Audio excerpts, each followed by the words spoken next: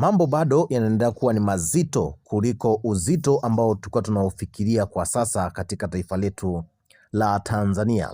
Baada ya Marekani na Brussels kuwa zimetoa maazimio, na huku Marekani ikitoa sheria ambapo wanataka warekebishe sheria ambazo zitakuja kuwahukumu wale wanaokiuka au vinara wakikiuka haki za binadamu nchini Tanzania. Lakini huko katika bunge la Umoja wa Ulaya wao wamepitisha kwamba Tanzania inabidi izuiwe kupokea misaada ya kifedha, ambapo fedha zaidi ya euro milioni 156 zimezuiliwa. Sasa hapa mchungaji Peter Simon Msigwa amekuja na kufunguka mambo mengi sana kuhusu Rais Samia Suluhu Hassan.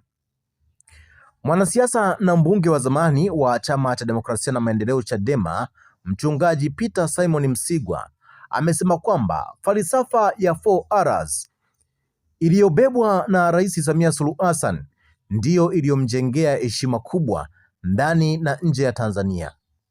Lakini akaonya kuwa matukio ya kisiasa yaliyotokea katika miaka ya karibuni yameibua maswali kuhusu utekelezaji wake au utekelezaji wa hizo 4Rs.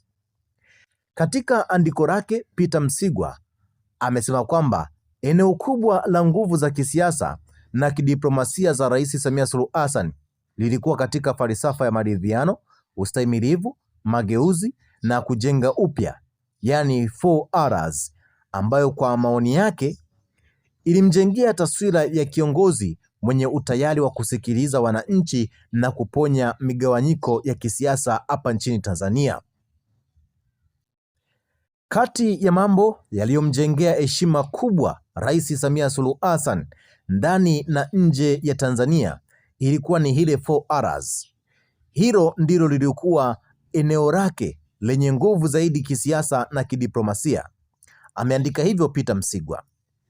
Pia amesema kuwa kwa kiasi kikubwa falsafa hiyo ilijenga uaminifu mkubwa kwa wananchi na jumuiya za kimataifa, lakini akaeleza kuwa kuendelea kwa mvutano wa kisiasa, kuwekwa kizuizini kwa mwenyekiti wa Chadema Tundu Antipas Lissu pamoja na kuzuiwa kwa shughuli za kisiasa za chama hicho kumeibua mjadala kuhusu uhalisi wa utekelezaji wa hizo 4Rs. Nikiendelea kunukuu yale maneno ambayo ameweza kuyasema mchungaji Peter Msigwa, amesema kuwa kuendelea kuwepo kwa mvutano wa kisiasa, kuwekwa kizuizini kwa Tundu Lissu kwa mashtaka yanayomkabili, kuzuiwa kwa shughuli za kisiasa za Chadema kwa kipindi kirefu, pamoja na matukio ya vurugu na mauaji yaliyoripotiwa mnamo 29 Oktoba mwaka 2025 kumeibua maswali kuhusu utekelezaji halisi wa roho ya 4Rs, amesema mchungaji Peter Msigwa. Msigwa pia amehoji kwamba iwapo kulikuwa na washauri waliomshauri Rais Samia Suluhu Hassan kuachana na misingi ya 4Rs kwa kuamini kuwa matumizi ya nguvu za dola na udhibiti wa kisiasa yangetoa matokeo bora zaidi. Nikinukuu hapa maneno yake, amesema kuwa iwapo kulikuwa na washauri waliomshauri aachane na roho ya 4Rs au kuipunguza kwa kuamini kwamba nguvu za dola na udhibiti wa kisiasa vingetoa matokeo bora zaidi, basi inawezekana ushauri huo ulikuwa na gharama kubwa ya kisiasa. Kwa mujibu wa mchungaji Peter Msigwa, amesema kwamba falsafa ya 4Rs haikuwa kauli mbiu ya kisiasa pekee, bali ilikuwa ni mtaji muhimu uliomtofautisha Rais Samia Suluhu Hassan na viongozi wengine ambao wameweza kupita katika kiti hicho cha urais. Amesema kwamba viongozi wengi hupoteza heshima zao wanapoachana na misingi iliyowafanya waaminike mbele ya wananchi. Nikinukuu hapa hiki ambacho aliweza kukiandika Peter Msigwa, amesema kwamba historia inaonyesha kuwa viongozi wengi hawapotezi heshima zao kwa sababu ya udhaifu wao pekee, bali kwa sababu ya kuachana na yale wanayoyafanya waaminike.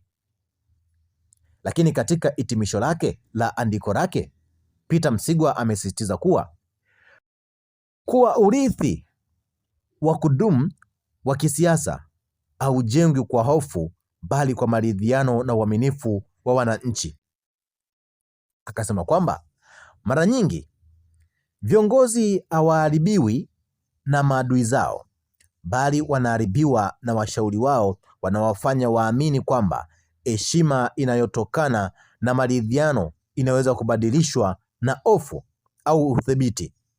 Lakini historia inaonyesha mara nyingi kwamba hofu inaweza kuleta utiifu wa muda, lakini maridhiano na uaminifu hujenga urithi wa kudumu.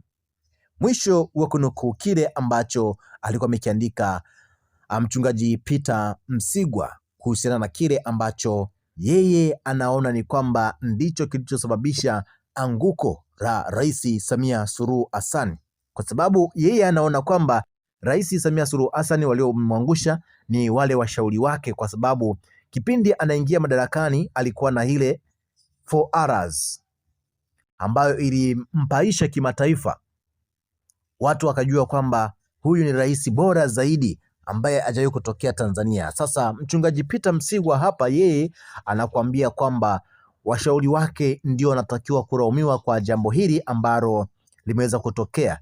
Sasa ni wakati wako wewe mtazamaji na mfuatiliaji wetu kutupa maoni yako na kutuambia kwamba ni kipi ambacho unacho kutokana na hiki ambacho ameweza kukisema mchungaji Peter Msigwa kuhusiana na hizi 4Rs za Rais Samia Suluhu Hassan. Tukikuacha na swali hili kwamba je, 4Rs ambazo Rais Samia Suluhu Hassan alikuwa amekuja nazo, wewe ulizionaje kipindi anaingia madarakani? Je, zilileta matumaini kwa taifa? Na je, kwa sasa hizo 4Rs zinatumika? Tuachie maoni yako, tuambie kwamba ni kipi ambacho unacho kutokana na hiki ambacho ameweza kukisema mchungaji Peter Simon Msigwa, kutokana na yale ambayo yeye anayaona kwamba washauri wa Rais Samia Suluhu Hassan ndio wanaosababisha anguko la legacy na sifa yake ambayo ameweza kujijengea mwanzoni mwa utawala wake alipoingia madarakani mnamo mwaka 2021. Sasa tukuache wewe unayetusikiliza na kutufuatilia katika chaneli hii, utuambie kwamba una maoni gani kuhusiana na hiki ambacho ameweza kukizungumza mchungaji Peter Simon Msigwa. Asanteni sana kwa kuwa nasi kuanzia pale tulipoanza katika kusogezea taarifa hii mpaka hapa tunapoitamatisha kuhusiana na jambo hili la 4Rs la Samia Suluhu Hassan, rais wa Jamhuri ya Muungano wa Tanzania. Lakini mchungaji Simon Peter Msigwa anakuambia kwamba zile 4Rs ziliachwa na zikaanza kutumika mabavu ambayo yalionekana kwamba yanaweza kumchafulia legacy Rais Samia Suluhu Hassan. Asanteni sana kwa kuwa nasi, tukutane wakati mwingine na wasaa mwingine.